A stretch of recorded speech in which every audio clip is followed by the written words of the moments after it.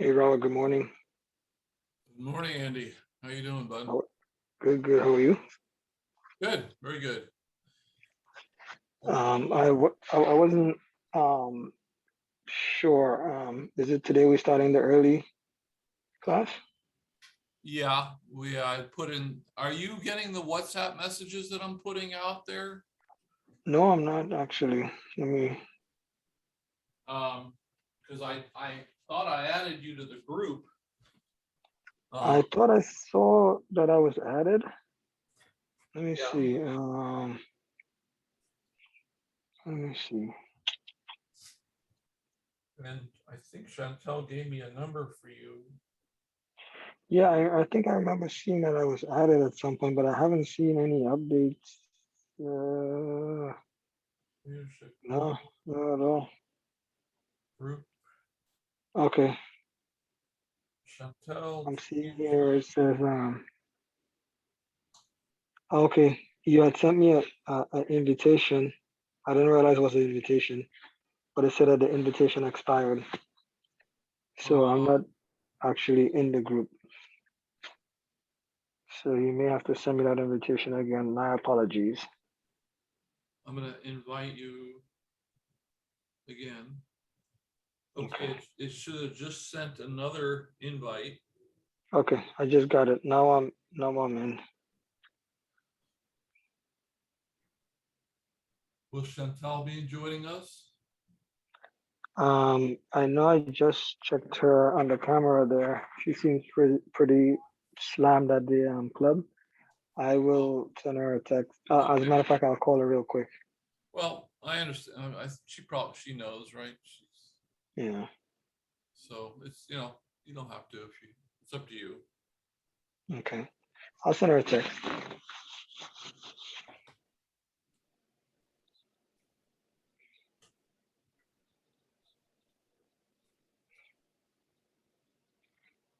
Okay. Yeah, and I'll just be listening for right now because I'm still officially Yep. um, working until 11:45. All right. Well, we're gonna see how this is working. If it doesn't work, we can put it back to 11:45. I was trying to see if we could get an extra few minutes in, but if not, maybe we'll have to push it back to 11:45. Right. Okay. It's not cast in concrete. Right. So were you able to do any of the check out any of the book, any of the lesson? Um, I actually was only able to do chapter 9 and piece of chapter 10. Um, Okay. which chapter 9 was really interesting. Yeah. That was pretty awesome. To see how a leader is doing, look at the people. Yeah. Yeah. Sometimes it hits you in the face, don't it? Oh yeah. Oh yeah. But like a lot of what he talks about, I kind of like instinctively think, in that direction at least, so it's pretty cool. Mm-hmm. Yeah. Well, we got some really good chapters to cover today. Right.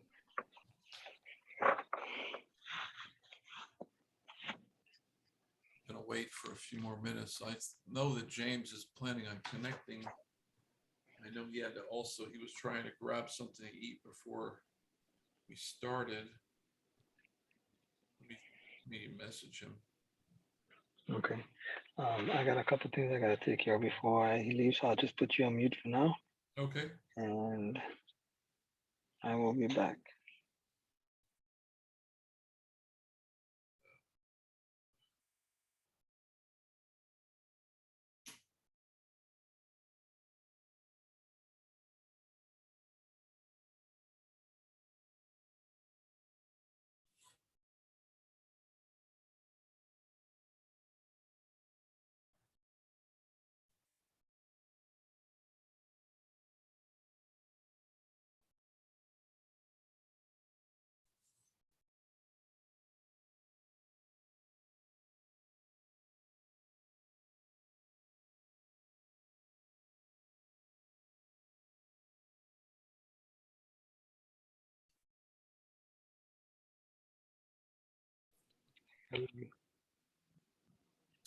So let us jump in. We're going to be touching on chapters 9 and 10 and 11, and we'll see whether we can get through to 12 or not to keep on target. So chapter 9, to see how the leader is doing, look at the people.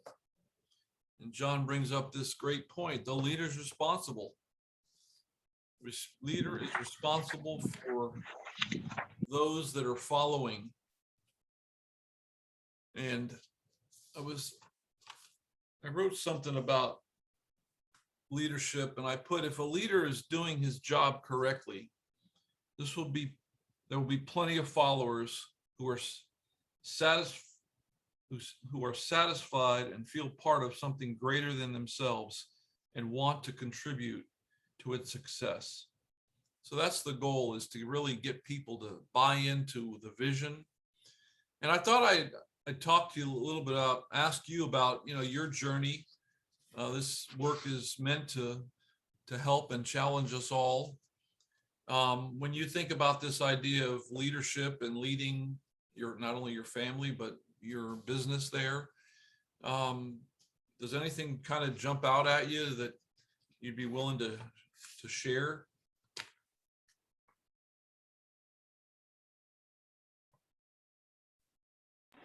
Yes. So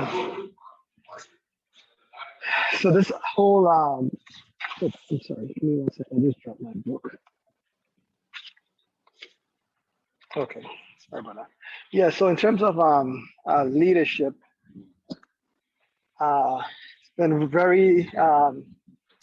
it's been a very interesting journey for me with that. I've been a father for a while, so I've been a leader in that aspect, leading my family, you know, kind of leading my siblings growing up. But when I became a part of my business, which is Herbalife, I found myself having to lead a group of people. I call it like a volunteer army. So, you know, um, I can't fire them. I can't, there's no tools I can use in terms of, it's just pure leadership. So I really, really had to, you know, um, develop my leadership in order to grow and in order to inspire other people. And I've seen it within myself. I've seen leadership rise and fall within my organization based on where I was at, where mentally and where my mindset was, within that period of time. So times when like I'm on it and I'm really, you know, um, in tune with my own development, I see my team rise. If I'm, distracted, I also see that in the numbers. I see that in the people. I see that in the attendance. Just different things. So I really, really resonated with this chapter in terms of I was a direct catalyst as to the way my team performed. So this chapter is really, really interesting to me. Sure. Sorry about that. The plane is an airplane. Oh, okay. Just take a second. Yeah, you brought up a great point about how when we're engaged, when we really get the focus, how it translates to the people who we're leading, and how sometimes we do get distracted and we're not giving 100%. And it does seem that it shows up where the followers are not going to be 100%. That just goes to show how important our example is. And we're going to talk a little bit about priorities and prioritization in one of the next chapters on focus. And I'm looking forward to talking about that, because I think every leader is challenged, especially in today's world where there's so many things that we could be getting our hands into. We can get you really get drawn into things that aren't necessarily part of what we would call our real mission, for example, or our purpose or calling. And so we really have to guard against that. and make sure that we're still on target with the priorities that we've set for ourselves. Because we can't give Right. 60-70% effort and then expect everybody else to be on board. Over time, we're going to lose our audience. Yeah.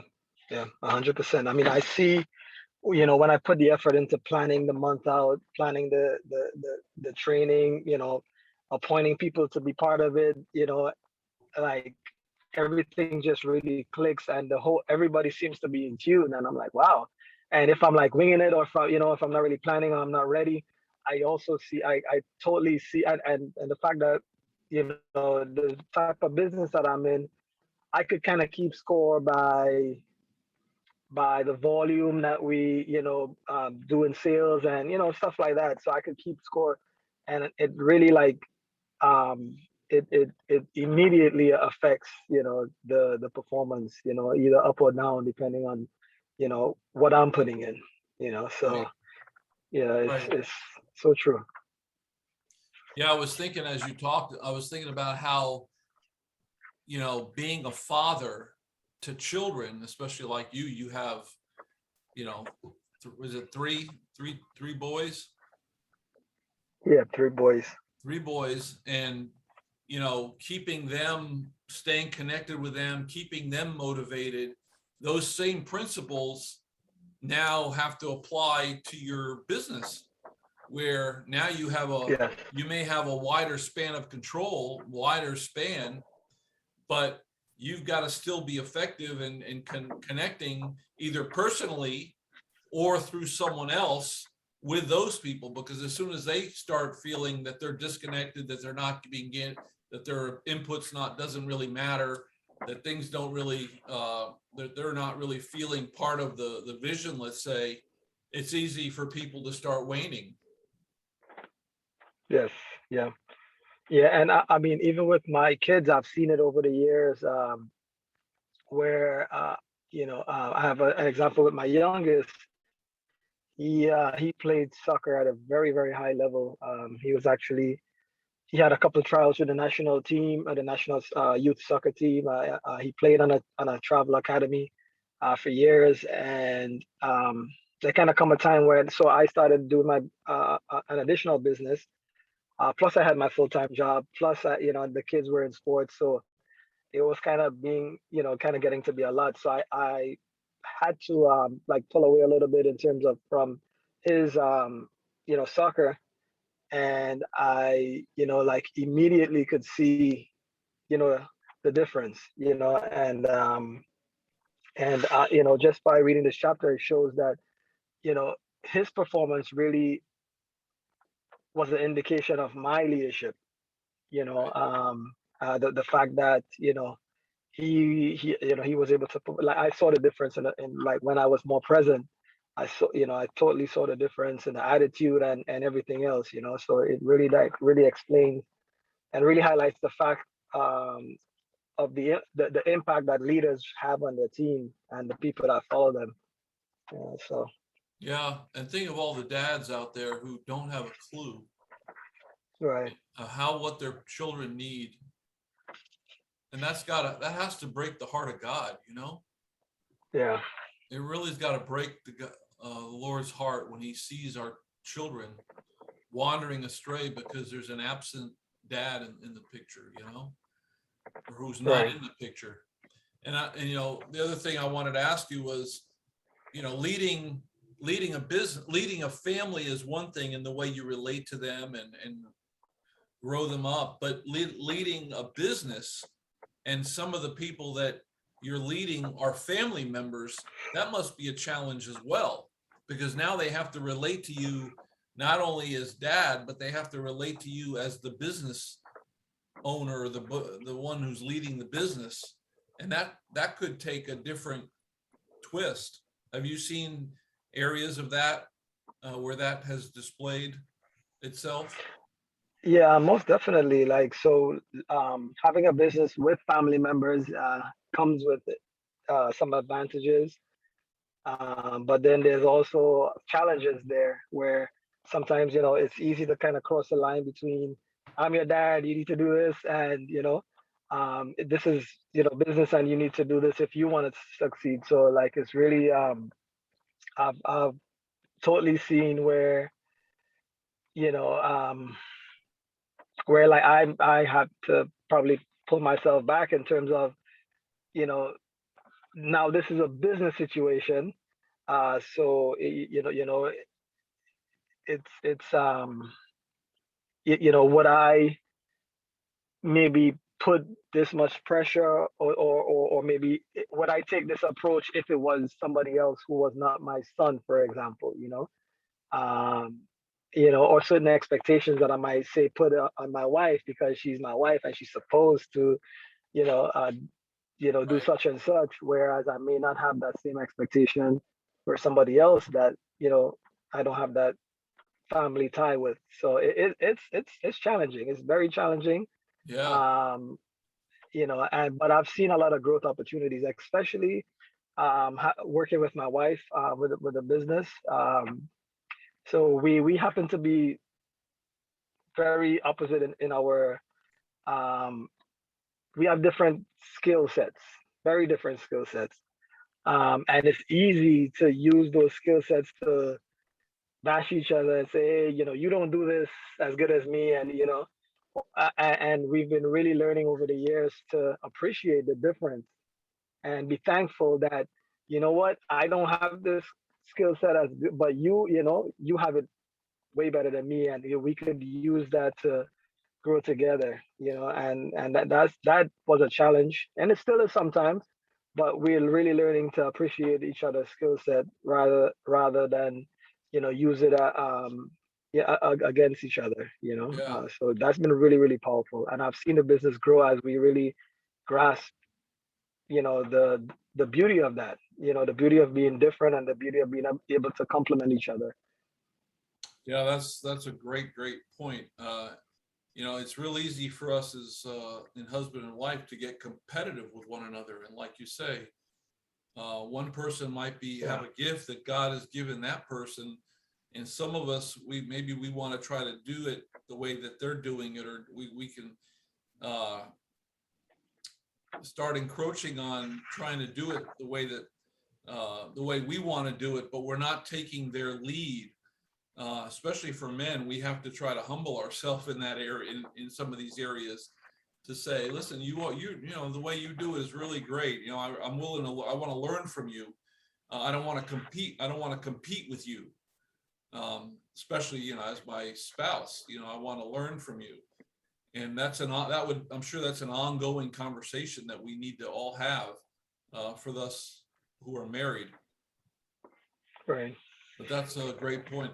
I did want to just give you one compliment, though, as far as your son, the one that I have met and spent most of the time talking with whenever I go to your business. I sense that he has a high respect for you. And I think that having that respect really helps him in the workplace, as well as being your his son, your dad. I'm sorry, his dad. It's a healthy Right. respect that he has for you, and a lot of children here again, they don't have that respect for their authority figures, and they're going to have a hard time listening, especially in the workplace where now they're being told to do such and such. Right. Yeah. Yeah. I'm really liking um how John Maxwell, just break down everything, because sometimes like you would do things naturally, or maybe just yeah, like naturally, and not really look at the steps or look at like what's really involved, and the fact that he could break it down. So um for instance, like when he said here, like, as a leader, my success in developing others will depend on the following: my high valuation of people, my high commitment to people, my high integrity with people, my high standards for people, my high influence over people. You know, as I'm reading it, I could really see where, I really just naturally implement these things into my leadership. Where, I'm very committed with people. I try to keep my integrity.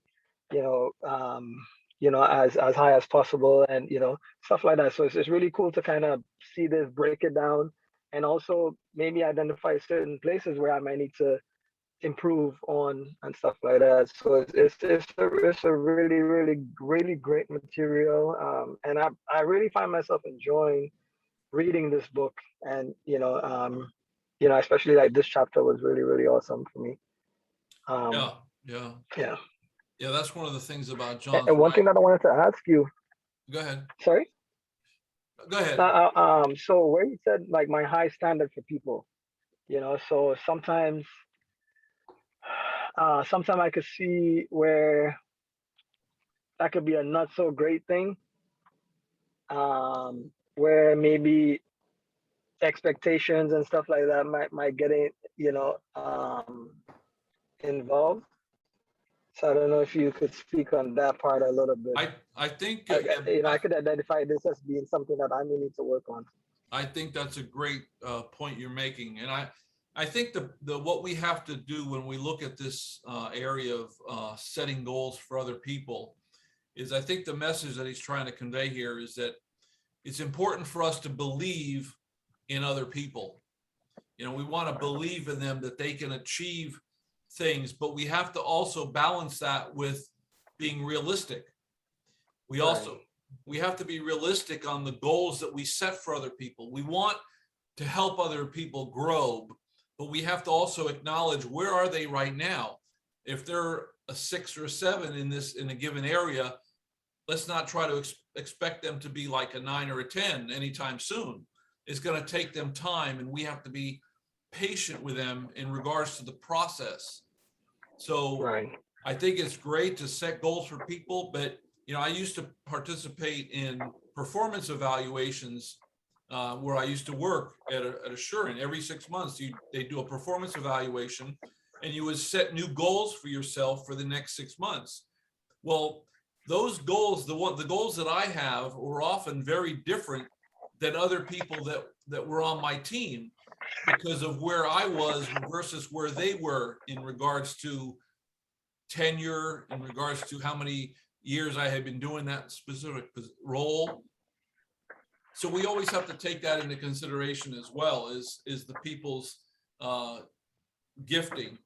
But the bottom line is, yes, we want to set high goals for people, but we need to be realistic, and we don't want to think that they can't mess up, because part of the journey of learning is making errors, is failing, because sometimes it's in our failures that we learn a lesson that we say, I'm not going to make that mistake. Man, that mistake really bit me this time. Now we're never going to make that mistake again because we've experienced it personally, the cost of making that mistake.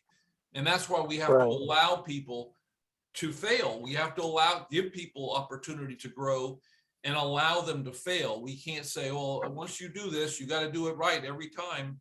Let them fail. Right. Now, if there's a situation where they're failing over and over and over, then you got to get reestablished. Is this really something they should be doing? And two, maybe there needs to be more training. So it's an interaction there, but we do want to, in general, have set goals and for people that they have to stretch for, that they're not just going to be always Right. comfortable. Right. Right. One thing, as I said that, and as you were speaking too, one thing that just came to mind that I do, or I try to do actually, is find out what they want. Because like I say, sometimes I could think I could see something for them. I could say, hey, I could see you at the top of the company, and they might just want to make an extra $500. Right. And I'm here trying to push them, like, yeah, let's go all the way to the top, and they might not even want that.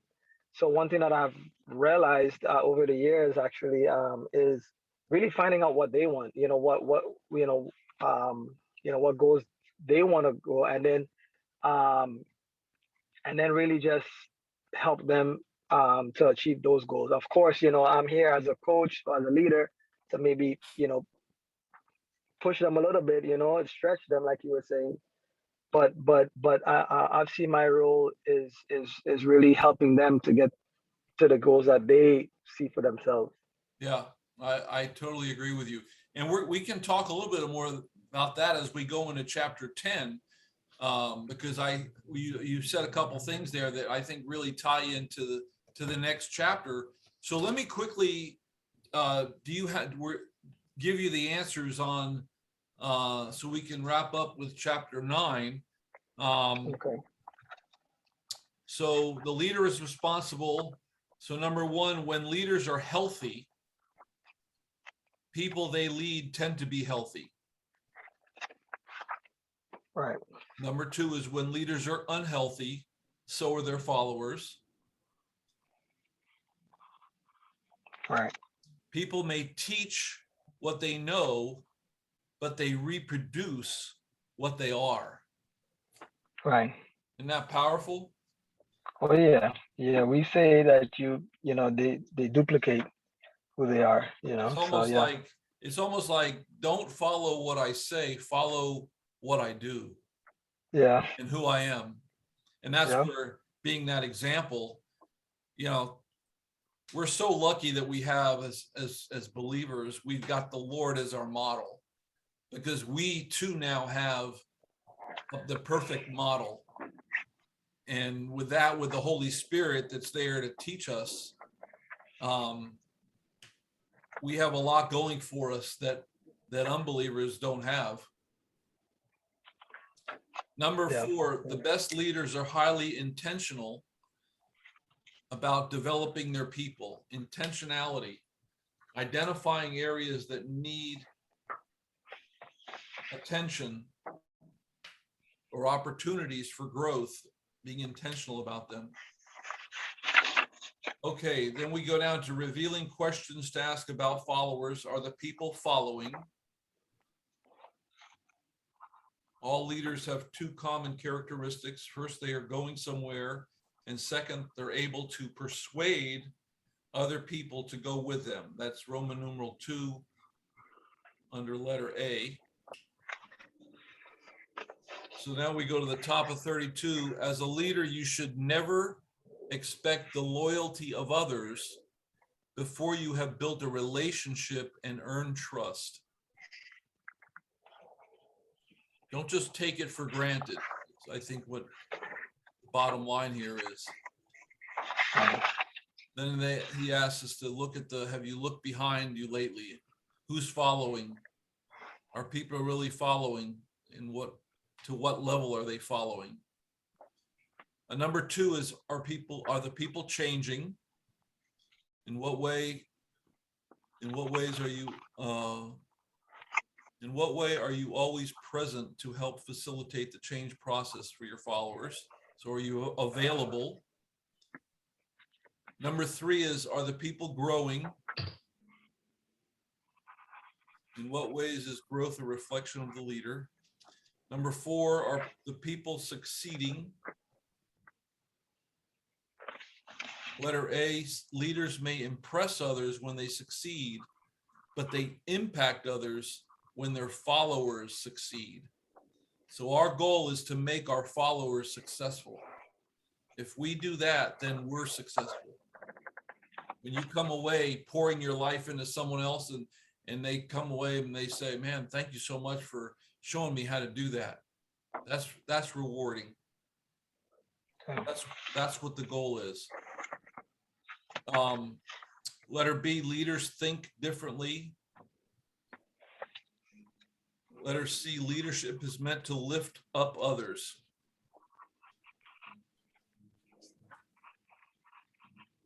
And then I was going to bring up that on the next page on 33, do you believe in your people, which is what you touched on a little bit about, the high valuation. This is an attitude issue, high commitment, time issue, high integrity. And we should be willing to look at each of those and evaluate ourselves, and those that need work, we should be willing to look inside and do the work that we need to, because these are non-negotiables, really, especially the one about integrity. Right. Yeah. Yeah. I honestly give myself a really high score in all of these. I think valuation of people, I would say probably an 8, and it could be improved. One of the reasons I don't know, I just kind of, sometimes you get cynical, and resign in the fact that, what, I don't know, like sometimes you allow past experiences, to come Oh, into yeah. your judgment of that, sometimes your evaluation, and you start to, like I say, you start to get cynical if you don't kind of keep the right mindset towards that. So as I'm reading this, I'm scoring myself. I'm like, okay, I try to make sure and keep that high as well. You know, I think that we have to really be quick to forgive others yeah, and to not be easily offended, because yeah, especially when in leadership, as we talked a little bit about earlier, one of the other weeks regarding we need to expect that we're going to be criticized because we're the ones we're at the forefront, and not everybody always sees the reasons behind why we do things.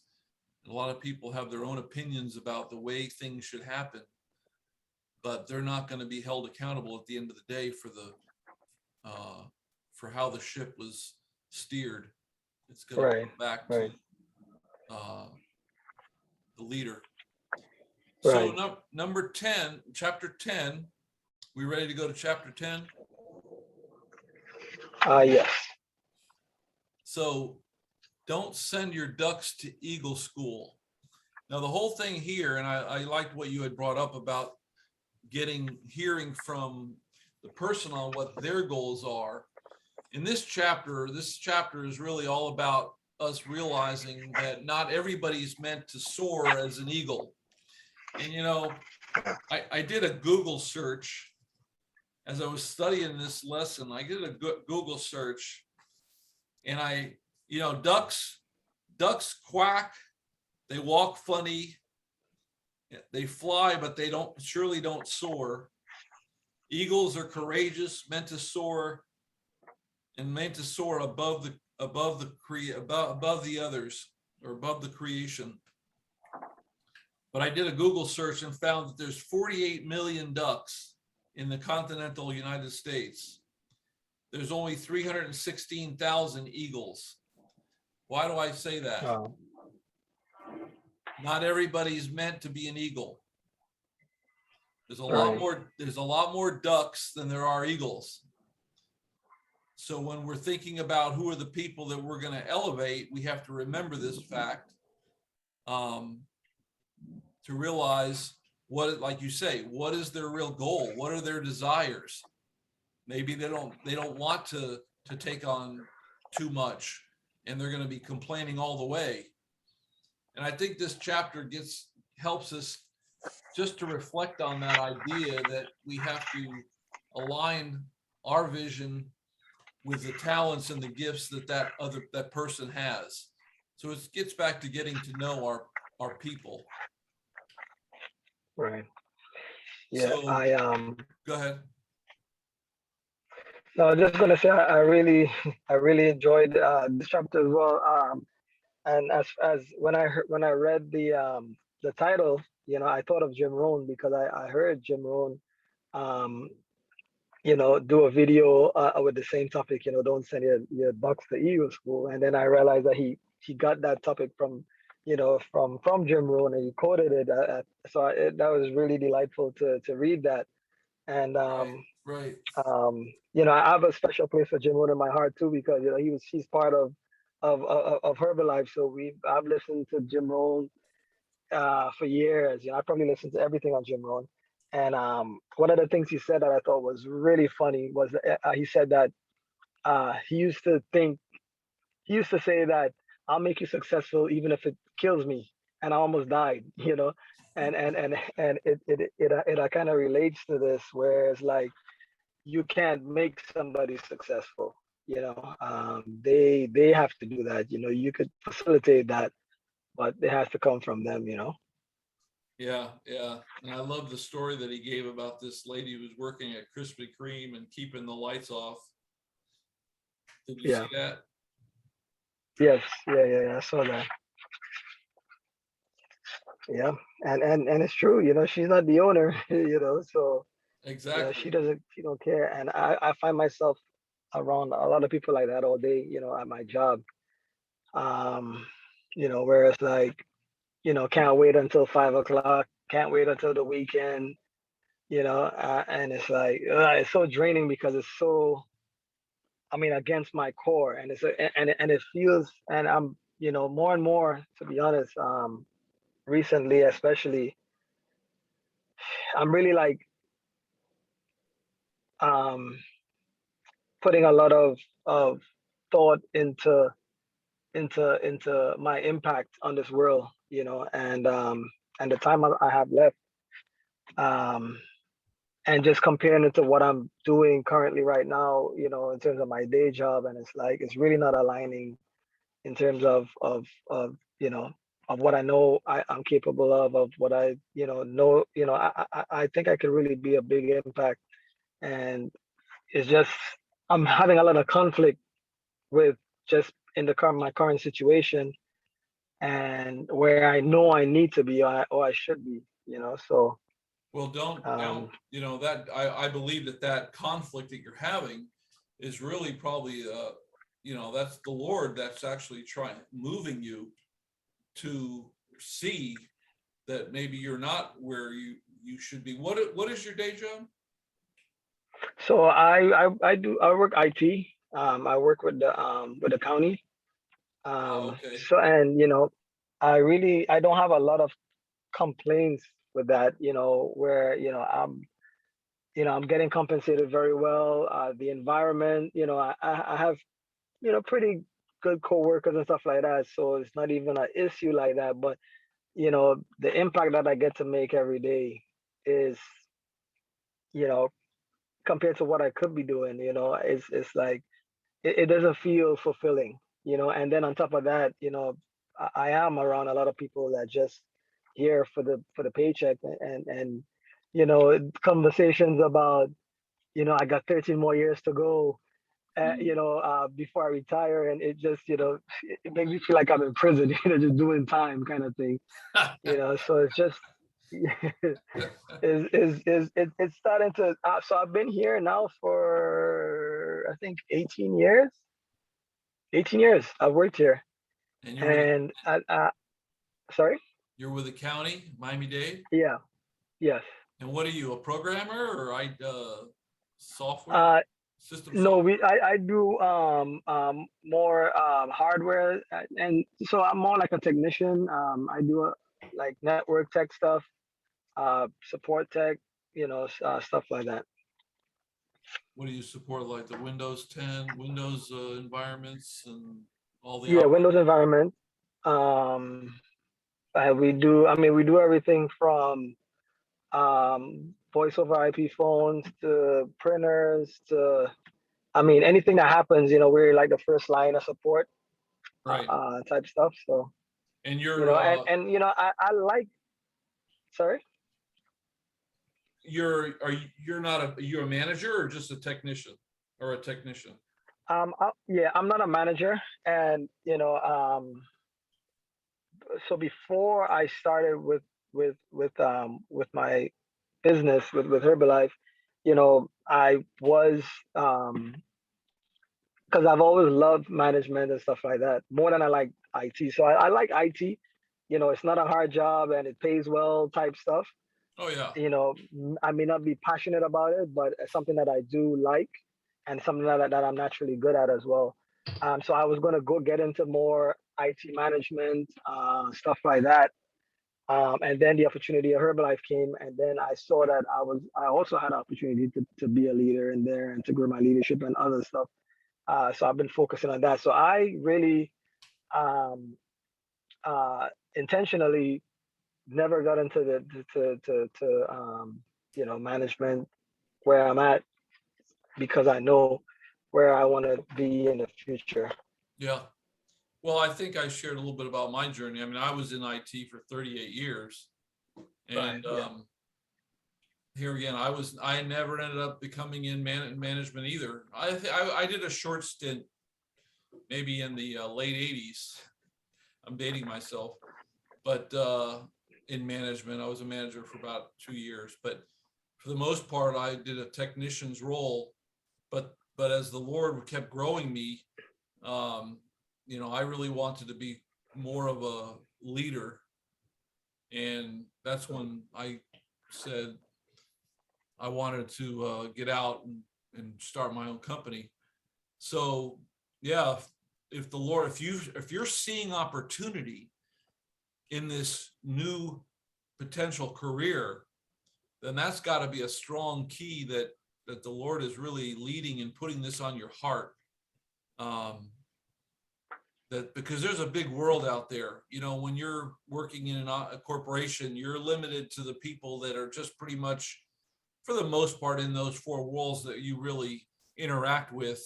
You may serve other people in the community. I don't know, but when you get outside those four walls, it definitely opens up the doors for bigger things. Yeah. Yeah. But you have to Yeah. That's you have to prepare it. You have to try to stage the transition, because I'm sure yeah. financially it's going to be different. Yes. Yes. Yes. So that's where I'm at right now, where just putting things in place. I'm calling um the relevant departments to find out, what it would look like, if I, do leave now, how does that look? And just kind of, I'm starting to really like step, really, really like put the numbers together Right. and put the plan together, because this is something that I'm gonna do. I'm to the point where it's like, and like I said, it doesn't come from a place where like, I can't take my job. It's really not bad at all. It's just that I'm just uneasy because I know that's not where I'm supposed to be, Right. and then I start, I'm not getting any younger, so I'm already, calculating like, hey, you know what, you know, life is short, and I should do what fulfills me, you know. Exactly. Exactly. And I'm sure, and I know that you're going to do a great job, because uh, you're very articulate. You come across, you have a heart for what you're doing. You have a passion. You're a good Thank you. communicator. There's no reason why you can't transition into something where you're going to be able to give it 100% your all, um, and you're really going to enjoy it. So I have Yeah. no doubt that as the Lord moves you, He will. Just keep speaking it, putting it out there, and God will open up some doors for you that you're going to just get the confirmation that you need to. In essence, everything we do, we also have to take a step of faith. So you may not be able to put everything in place in your own estimation. That everything is going to be perfect, work out exactly the way you want it to. At some point, you may have to just kind of jump, but that's part of the process, and that's part of the trusting in God's plan for your life. Yes. You know, Yeah. he's always Yeah. wants to. Yeah. But thank you for that, though. I appreciate that. Yeah, you're welcome. All right, so let's move along here. It's already almost 12:30. I see. I would like to try to get through chapter 10 and 11 at least. So, why some don't soar. Good people are found, not changed. And if you want good people, you have to find them. If you want Yes. motivated people, you have to find them, not motivate them. Yes. They have to have that self-desire that they want to be better. They may not be there right now. They may not be equipped in the way that you can help them get equipped, but they have a desire. They want to make a difference. 3 reasons not to send your ducks to eagle school. If you send ducks to eagle school, you'll frustrate the ducks.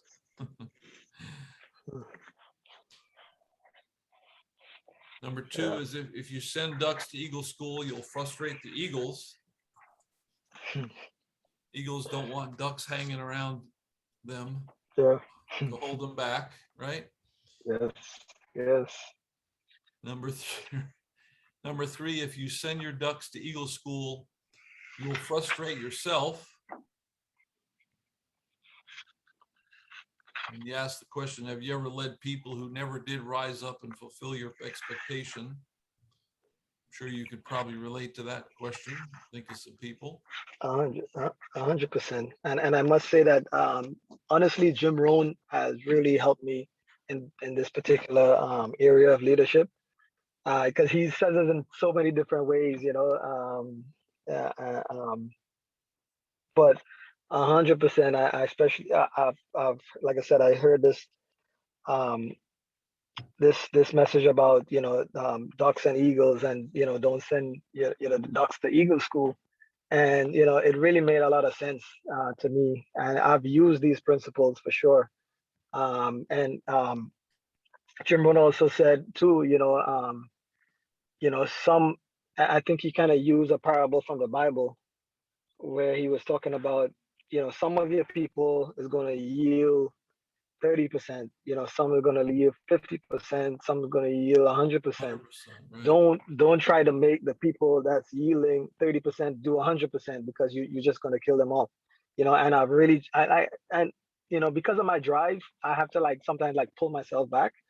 But I've been really trying to take on that where it's like, you know, if somebody gives you the 30% and that's who they are, you know, love them for that. You know, if somebody gives you 50% and that's, you know, love them for that, you know. And I really just love the way how Jim Rohn expresses it, like I said, in different ways. And I'm getting that as a big part of leadership, because like they say, you could really frustrate yourself and the other people involved by trying to make somebody who they're not, you know. So this So is true. great. Yeah, yeah. Yeah, Good this is stuff. great. That's great. Yeah. When you're in over there at Epic Nutrition, um, now you're there, what, a couple, are you there every day? Are you try to make it there a couple times a week? What do you do? Um, so I'm there all day, Saturday and Sunday, and I get there some evenings. Yeah. Okay. And when you're there, like in the evenings, do you make yourself accessible to the team and the clients as well? Or do you normally just go there just to do work behind the scenes to catch up on things? Do you actually start interacting with any of the people there? Yeah. Yeah. So most of my roles that I've taken up on myself, you know, Chantal would like to see me behind the bar making shakes more, but I'm just naturally gravitated towards having conversations with people. You know, I like to have an ear to see what people need, because I believe that we could really offer people a lot of solutions. So I always listen out for people. I love having conversations. You know, and you would hear like this in conversation. You might hear somebody, you know, complain about their job, you know, or complain about the fact that they're not making enough money, or complain of the fact that maybe they having, you know, weight issues or different issues, and I have an air out to address that. So that's one of the main things that I'm there for, to kind of like really interact with people, see what their pain points might be, and see if there's a, you know, something that we could offer, that'll be able to help them. Yeah. You know, the offering of shakes, which is what kind of one of the biggest, I think that's one of the biggest lines that you do. You know, Yes. that's really just the vessel that you're using to get people in the door so you can get to know them, Yes, exactly. you know? And when you see your business that way, it's really empowering to know that, you know, God is bringing these people, and you have a nice little environment there that yeah, people are going to be able to share what's on their heart, which is so much deeper than just going into a place, buying a product and running.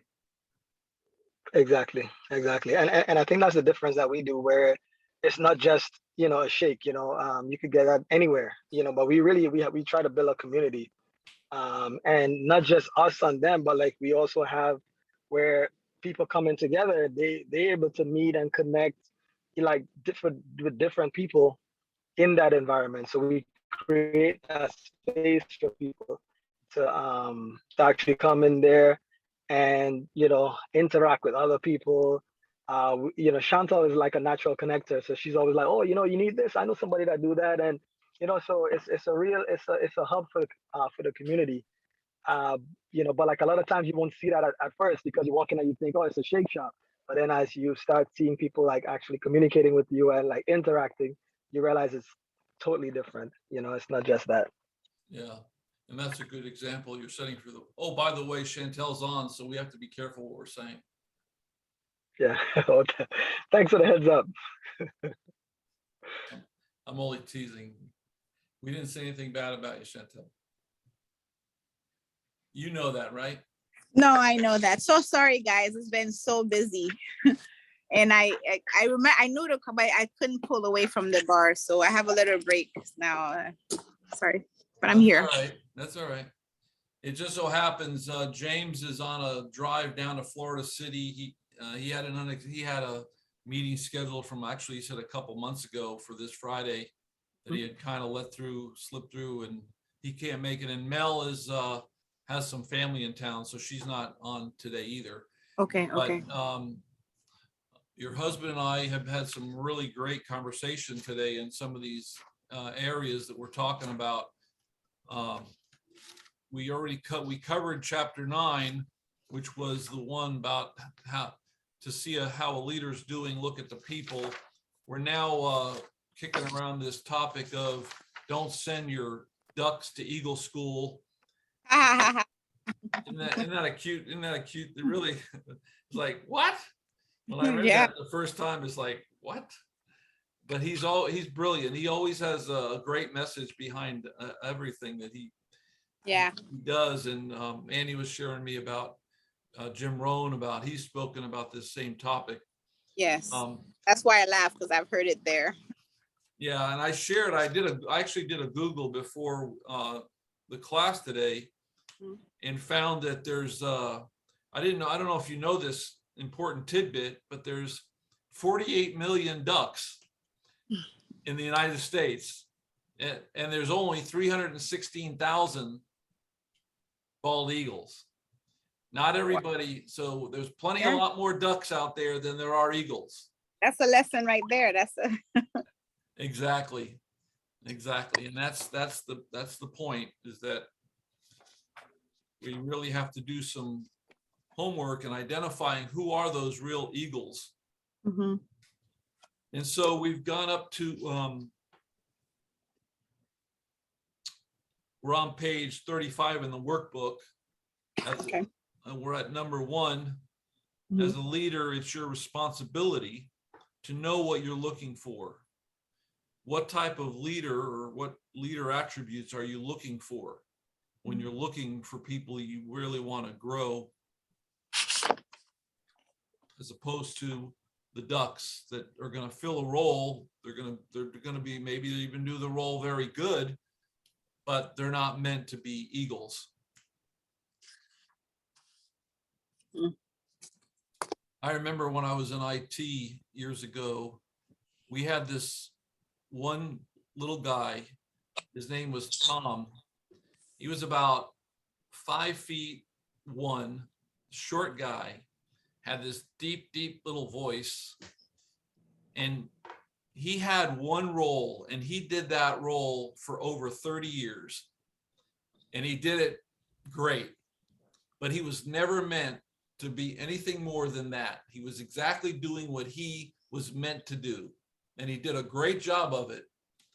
But funny little guy, but he loved what he was doing, and he only did that one little role, and he was pigeoned exactly right where he was supposed to be. And not everybody's meant to be eagles. So number 2 is, you need to know what qualities and characteristics are present in leaders who are successful in your industry. Have you studied successful leaders in your industry, and what did you find? This is really thought-provoking.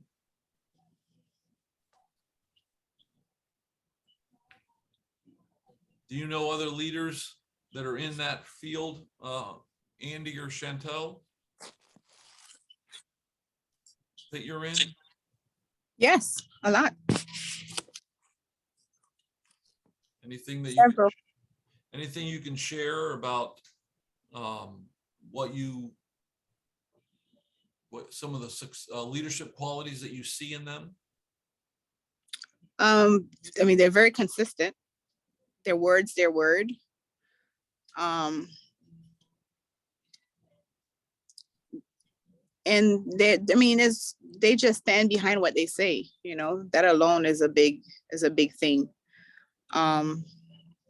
What are some of the Herbalife values, let's call them, that they promote as being a Herbalife rep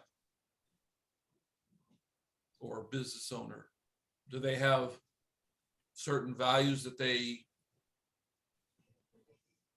ask people to strive for?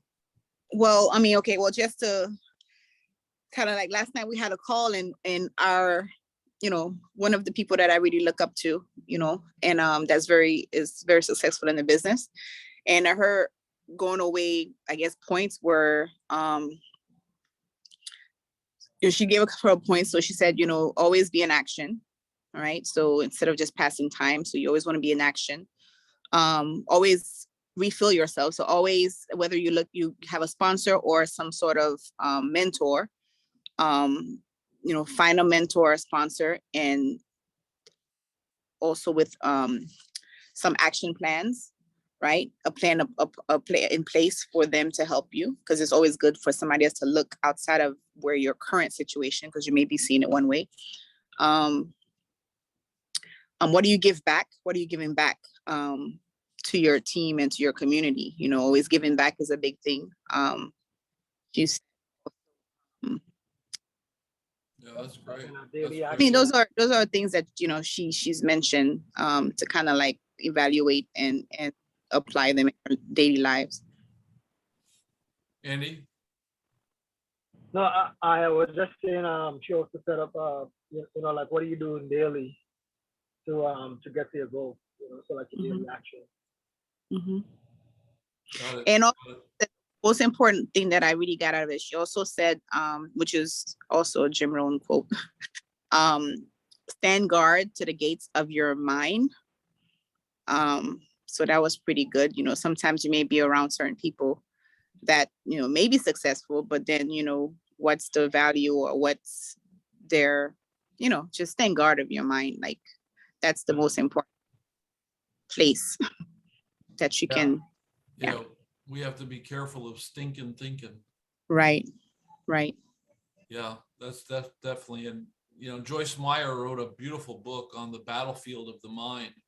I got it probably 15 years ago, the book, and boy, it's really powerful, because we have to really garnish our mind, our thoughts, our words, because in the end, that's what people are going to remember us by is our words and the way we conducted ourselves, and the words that we used. So yeah, the battlefield of the mind is where the enemy loves to realm and wreak havoc on us and make us discouraged. Even in our discouragement, we have to be careful, because discouragement can quickly turn to hopelessness if we're not careful. And, you know, that's a good one. I find that, you know, personally, I don't think I'm in my mind, like in that space, right? But then I may verbalize some stuff that may be hurtful, right? So I don't live there, but I'm quick to speak, you know? So, and it's not like I don't fall asleep, because I'm really not being malicious, or I don't think I'm malicious, but, you know, sometimes I'm very firm in what I'm saying, and then I say my point across. So that's what I'm trying to groom, you know, like my delivery.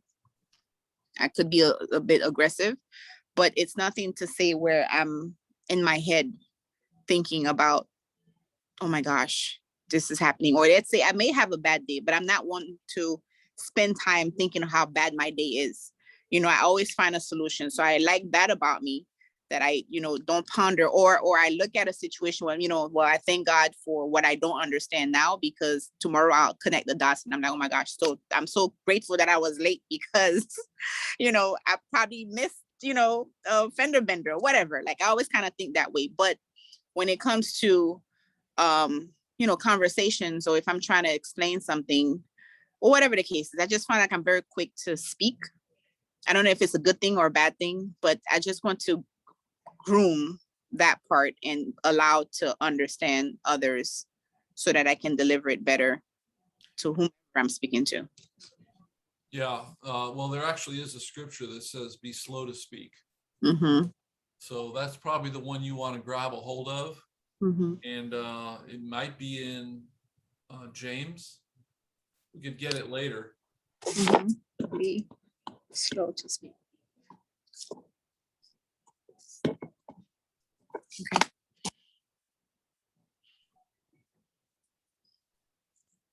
And I just want to add to Chantal something that's great for our business, where there was a part where he was quoting Jim Rohn, and he said the first rule of management is this: don't send your ducks to eagle school. Right. This is on page 86. Okay. Why? Why? Because it won't work. Good people are found, not changed. Mm. They can change themselves, but you can't change them. If you want good people, you have to find them. If you want motivated people, you have to find them, not motivate them. So I thought that was really, really great and really good for what we do in our business, you know. Mm-hmm. Yeah, we always say that, like, for things to change, you have to change. Somebody can't change you, you know? Right, exactly. I just put the scripture in the chat. Okay, perfect. Thank you. So yeah, we all need to always practice being slow to speak, quick to listen, Hmm. and slow to speak. I mean, it's right there in the scriptures. And here we are speaking about it, you know, in today's world. It's really important Mm-hmm. just to ponder, think about it. We don't have to always be right, but we should be quick, slow to speak. So you brought up some great points there. Number 3, it's very important for a leader to get the right people in the organization and put them in the right positions. And then he says, what is the downfall of having ducks in a leadership position? Well, I think we kind of know that we don't want ducks to be in the leadership position. I want to close out this chapter, and because I really want to get into chapter 11, and we got 15 minutes, if that's okay. Yes. And this chapter is called Keeping Your Mind on the Main Thing. In this chapter, he talks about a couple different things. He talks about the Pareto principle, which is basically the 80-20 rule. And he gives an example here of 80% of traffic jams occur on 20% of the roads, and so on. So we as we try to get a handle of this principle, that 20%, for example, 20% of the people are going to bring in 80% of the revenue, for example. That's one thing. 20% of our time is going to produce 80% of the result of our life, for example. So the point here being, we need to think about, where are we spending our time? Where are we spending our focus? And eliminate the things that are not showing any return. Because he also goes in on page 97, he speaks of, do you have your books? Yes. Okay. Yeah. It says, it says, finding the main thing. I immediately began to evaluate the way I was spending my time. I knew I needed to prioritize my schedule. So I started asking myself 3 questions. 1, what gives the greatest return? 2, what is the most rewarding? And 3, what is required of me? Now, he actually put together a worksheet that I can forward you a copy of. Like an I'm sorry? evaluation of your time spent. Yeah. Can you see it there now? Yes, I see it now. So I'm going to send this out to you guys. I'll put it out either on the, I'll send it in an email because I'll create a PDF of it and then you can print it yourself. And this all gets back to identifying really where are we getting our greatest return? What's our, doing those things that bring a great reward. Andy and I were talking about how when we invest our time in someone else's life, we're training them, we're helping them grow to become something that maybe they never even thought they could be. And now their eyes are open. These are some of the greatest rewards that we really experience. So that's a great exercise that we should do and we should do them in every aspect of our life, our family life, our work life. But I also wanted to show you, I'm also going to share with you, I have a worksheet called the Daily Edge. What do you guys use for your time, for doing your time? We do it on the fly. Oh man, I'm going to send you this. For example, this is more of a day-to-day type thing, whereas the other worksheet is more of a step back, reflect on what are the things that we want to accomplish in general, the big goals. This is more of a day-to-day type. Let me try to see if this camera. If you put it in front of you, I think, yeah. My Daily Edge. Yeah, you see where it says my big rocks? Yes. Wait. Yes, now I see it. There we go. My small rocks. There's a big, Franklin Covey does a big teaching on we want to do and focus on the big rocks. And the small rocks will take care of themselves as we focus on our bigger rocks and not get bogged down in all we have. Like let's say you had a canister and you have 5 big rocks and you have 25 small rocks. It's important to put the big rocks in first, and then the little rocks will fall in place in the crevices of where those big rocks, of the gaps around that. Makes sense. You follow what I'm saying? Yes. It's like when you pack your luggage when you're going on a trip, you want to pack your bigger pieces of luggage first. And then you put the smaller things in the little crevices. It's the same thing if we take that approach when it comes to the big priorities in our life, to focus and get those things done, be working on those. Most of the time when we have to work on a big project, for example, there's going to be times where we're going to do a little work, then we're going to take a break. That's when we take a break. It's opportunity to do those smaller things that keep moving the ball forward to then eventually accomplish that bigger task that's going to really be done in in pieces. So anyway, getting back to this thing, as you can see, you can actually get into detail. It also says, like, who do I have to call today? The buckets of life. These are the different areas: spirituality, fitness, family. And you could put, like, maybe at the beginning, I want to read the Bibles, or start the day in prayer. And you can put them here, and then it actually gives you a place where you can write a schedule, what's happening at different points at different times of the day. That's good. This is a very detailed, I'm sorry. No, I was saying that's good. It sounds good because it sounds like it incorporates not just your business, but your family life and your Christian life and your, wellness life. Yes. A lot of calendars have, they're focused on one thing. Is like helping you balance every life. Exactly. Which are all important. Yeah. Right. Because if we just focus on our work life, then we're going to find that there were things that were in our personal life that we didn't get done. Yeah. So I'm going to send out a copy of this that you guys can print. If we were together, I would just hand these out, but I've found that to be very helpful. And then I have my John Maxwell calendar that kind of gives me like a month-to-month snapshot of what are the things that I'm working on. And that's kind of how I do mine. But, managing our time, and I think that's what I wanted to get to here, spend a few minutes, managing our time is so critical, because there's so many things in today's world where we can get distracted. For example, how are you guys with managing your email? Do you, yeah. I think I have over 9,000. I deleted 3,000. Yeah, I've been deleting for the last couple of days because my Gmail is full, which is crazy.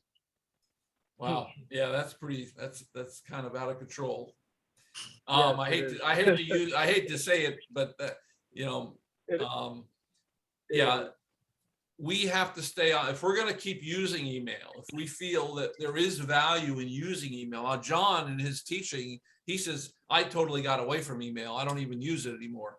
At least that's what he said during the teaching that I saw. Whether that's still the case, I don't know. But I have made it a point to use my spam, stay on top of my spam. If I see something that I know does not pertain to what I'm really working on or at that moment or within the next few weeks, I immediately either delete it or I send it to spam. And what I do a lot of is unsubscribe from a lot of things. Think about every time you give someone your email. Now, all of a sudden, you're getting email from a store, discounts, bargains, and we get slammed with all this stuff. And what they're doing is they're creeping up on your time. It's just like when we get phone calls, unsolicited phone calls. People want to grab it into your time, and the only one who's going to protect your time is you. And I've had to really get aggressive regarding this because I've realized if I really want to get done the things that I want to, and I have some things that I really want to get done, I have to let go of all this other stuff. And I have to be more protective of who's trying to encroach on my time and not be so available. It's one thing to be available to some point, like to your staff, if they have any questions, anytime they run into problems. That's not what I'm talking about. I'm talking about like outside our realm, outside of our business. A lot of other things are coming at us that is taking away. Every time we get interrupted, it distracts us, and we got to get refocused on what we were doing. 5 minutes, 10 minutes here. Think about it. If we lose just 5 or 10 minutes, and that's happening, 15, 20 times a day, we're talking about a bunch of time. We're probably looking at a couple hours of time, Yep.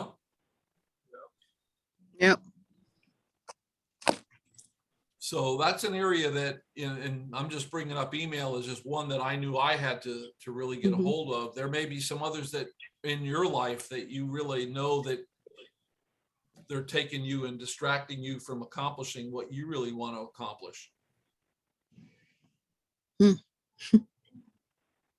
Yeah. Yeah, I think the email is a really good example because so I've just been ignoring the emails over the years, but then now it's a problem. It didn't go away. It didn't go so away. It's really So it's kind of showing me that I need to have a better system in terms of like sorting out what's good, what's not, and like you say, unsubscribing and stuff like that. Because now I'm spending like an hour, a day almost just deleting email. I think I had 20-something thousand unread emails. So now I'm trying to delete like a 1,000 a day. So it is taking up time anyway. Even though I thought I was ignoring it, and like not having it pick up my time, but now it is taking up my time. So and now it's taking the time that it's forcing you to give up the time that you may need for something else. And it's kind of good. And again, not pointing fingers. It's just good. I'm reflecting because I do this. I'm a strong believer in how we do one thing, we do everything. So it's almost like a slap in the face. Like, okay, this is happening. So this is probably happening in other areas in our lives. You know what I'm saying? Like there's things that maybe needs to be addressed, like the organization thing, not just about the email, but it could be something else. Or like, for example, my LLC, I have so much other stuff that I want to do with my LLC, but I keep putting it off, right? I mean, it's not like anything, but it's just, other things that I wanted to like build the business of the credit business, all kind of stuff like that. But I'm just putting it off. I filed it away. So I'm glad that you shared that, Andy, because it's, I don't want it to come in my face and where, an opportunity may arise and I'm like, oh shoot, I didn't apply for this, or I didn't sign up for this, or I didn't, you know what I'm saying? Yeah. And what about like even our clothes, for example? Mm. I mean, how many of us at times my closet, and I say, man, I haven't wore that shirt in like 3 years, and it's Yeah. still sitting there, and I'm still buying, new things are coming in, but I never get rid of anything. And so I really try to become more, take the initiative more often, that when I start to see that things are getting a little out of control in that area, start donating, bring it to the homeless shelter, whatever it is, because they're going to use it, and they need it, and they need it today. And they're going to use it today instead of me waiting for that one occasion that may never even come. Now, am I saying to give everything away? No, but I'm saying be organized to where you know what you've got. And it could be that, it could be your filing system at home. We all have things that we have to save at home. We should be organized in those areas, and be ready to give things up and get rid of things, that you don't have to keep everything. Yes, I agree. So that being said, let me try to go quickly through these answers here, because it's almost 1 o'clock. Time flies when we're having fun, right? Yeah. Oh, this was good. Finding the main thing. I determined not to know everything. We don't have to know everything. That's why God puts people around us with specialty, with special gifts. And Andy and I talked a little bit about that, even in the home, when it comes to our spouses. They're good at certain things. We're good at certain things. It doesn't need to be a competition. It's about what the strengths that God has given us. And it's a great reminder for us all. Number 2, I determined not to know everything first. I remember when I was younger, it was like, oh, I didn't hear about that. How come nobody told me about it? It's like, listen, things are going to happen. We're not going to hear it. We'll be on the know on everything. Number 3, I determined to let someone represent me. As you build people who want to take on different roles, trust them.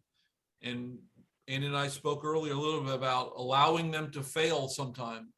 They're going to fail just like we do when we were growing. Just be there to support them. Doesn't mean that they can fail over and over and over, but failing is often, or making a mistake is often part of the process of growing and learning.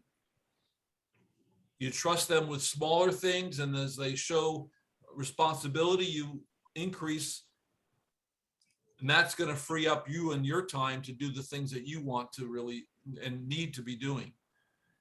Number 4, I determined to stay with my strengths and not work on my weaknesses. He's a strong proponent of focusing on your strengths and developing them. Number 5, I determined to take charge of what took my time and attention. This is a little bit about what we're talking about here, taking ownership of our time.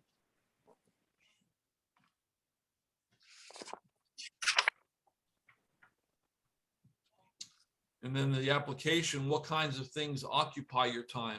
Take that's 1 o'clock, but take some time to really sit down and think about where is your time going? What are all the buckets that you have right now that you're pouring your life and your time and attention into, to see, is that really where you want to be, where you want your time to be going, and start developing a plan to offload the things that you know that you really shouldn't be doing, or just get rid of them if you can. And I think that worksheet on reward, return, and requirement, there's certain things that are required of us. We have to be the ones who do that. those are non-negotiables. But a lot of what we do is negotiable. Anyone want to close with a thought or a prayer or getting ready for the weekend? Y'all have anything planned for Labor Day weekend? I want to clear my garage, to declutter. You're Want in to practice to throw away things or give away things. Declutter. Yeah, well, I remember the first few times I tried to approach my daughter on getting rid of some of her stuff. It was like, she didn't want to let nothing go. You know, she's had 4 grandchildren. They all have their own version of clothes. And it was like, you've got to start letting go of some of this stuff. But it was like, nah, it's mine. Yeah, we have a couple funny videos. Slowly, she's learning this process of getting rid of, and it's really enjoyable to see. But anyway, go ahead. I was just saying, we have a couple of funny videos. It's kind of like a little joke we have at home with Andy. Has some floppy disks and like telephone cords that we never use anymore. Chargers for the phone, but they're all organized and boxed and where, you know. So we had a couple of videos of when we went to throw away some stuff, and he was like, "Wait a minute, I may need." So there was that. Do you know your phone holds more storage than this drive you have here? So yeah, we're gonna do some of that again tomorrow. I remember, you know, I used to be in IT, and the company I used to work for, they would have what was called cleanup day at least once a year, and you'd get rid of all those old floppy drives, all the old books of software that you never will use again, the software that you don't even use anymore. We still had books on it. All this stuff, boy, and every year there were gallons and gallons of garbage that we're getting rid of. So yeah, I'll cheer you on there, Andy, to give you the courage to help you let go of some of that stuff. Yes, pray for me. Well, I'm sure your kids are going to want that stuff once you move on. It's going to be your legacy, right? Yeah. Exactly. And one day it might be worth something. Yeah. Put it on. Yeah. Put it on. What's that site that you can? There's a couple of them, I guess, but. Or let go and offer up. Yeah, maybe one day I'll be on there and I'll see Andy's stuff. Oh God. All right. Well, thank you guys. Thank you again. I apologize for my tardiness. I was swamped. All right. Well, I'm glad you were able to join us for a little while. Yeah, it was really good. And I'm going to be putting the recordings out on my website from now on, robertjnegron.com. Okay. There's a tab on that website called Mastermind Group Videos, and you'll be able to see it right there. I wouldn't have to send it to you on an email anymore. Perfect. When I do that, it's only there for 7 days. Now it's going to be there permanent. I'm basically uploading them to YouTube, and then I create a link to YouTube from my website. Perfect. So I'll put that in the email. All right. Thank you. Take care. God bless. All right, take care. Enjoy your weekend. Bye. Bye.